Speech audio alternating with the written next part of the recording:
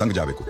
ठाकुर जी बोले, मैं एक काम करूंगा, जैसे ही तू मेरे स्वरूप को हाथ लगाएगी और मेरे हाथों को स्पर्श करेगी तो मैं अपनी कन्नी उंगली हिला दूंगा, तो समझ जाना यही असली मदन मोहन का स्वरूप है। अब तो दूसरे दिन वो पिताजी के पास गई। पिताजी जल्दी करिए, कब चलना है? तो पिताजी बोले, बिटिया तू भी क्या याद रखेगी, मैंने ऐसे स्वरूप बनवाए हैं कि कोई बता ही नहीं सकता कि असली मदन मोहन कौन से हैं। पुत्री की आंख पर पट्टी बांधी गई और कहा, जाओ और ढूंढ लो असली मदन मोहन जी को। उसने जाकर के जैसे ही सभी स्वरूपों को स्पर्श करना प्रारंभ किया, 1 से लेकर 4 स्वरूप को स्पर्श करने के बाद पुत्री ने चारों को असली होने से मना कर दिया। और जैसे ही 5वें ठाकुर के स्वरूप को स्पर्श किया और हाथों की उंगली को स्पर्श किया तो ठाकुर जी ने अपनी कन्नी उंगली हिला दी। और जैसे ही कन्नी उंगली हिलाई तो पुत्री बोली, पिताजी यही है मदन मोहन जी।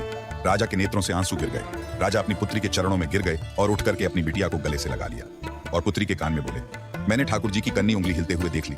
मुझे यह बात पता चल गई है कि तेरी ही जिद नहीं है इनको ले जाने की, इनकी भी जिद है तेरे संग जाने की। और महाराज गाजे बाजे रथ में विराजमान होकर श्री मदन मोहन लाल जी करौली राजस्थान को प्रस्थान कर गए।